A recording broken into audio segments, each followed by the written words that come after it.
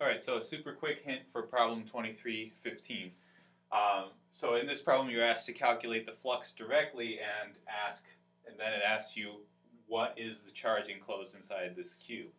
Right, so to calculate this directly, you need to do the dot product of the electric field, which is given here in component form, with the area vector for 6 different faces. Right, so I've drawn here the area vector for one particular face. Right, the top face, the area vector points upward, which is in the z direction.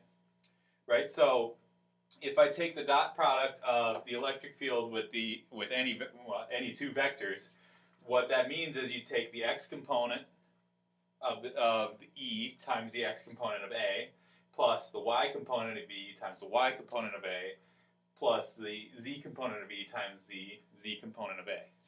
So E has 3 components no matter where you are, but for each area vector it only has one component, so that makes things a lot easier. So for this case, you'll just have to have the z component of the electric field, which is given as 7 newtons per coulomb.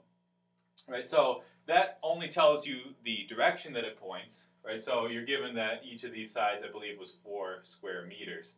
Right, so you also have to take that into account. So do that for each side, remembering that the area vector always points out. So for instance, on this one, it'll point to the left, which is in the negative y direction, the way that I have it drawn here. And so do that for each side and then add them all up. Now, it might look like you would have to actually do an integral because you have something that varies with y. But as it turns out, as you do it, you'll see that you don't actually have to integrate. Finally, the last question that you might have is, well, okay, I thought if I put a charge inside of this box that it would behave as like 1 over r squared or something like that. That's true. And this is, I don't know what charge distribution would actually make an electric field that looks like this. What I do know is that there would have to be some charge both inside and outside the box. And we're not going to be able to figure that out by doing this problem.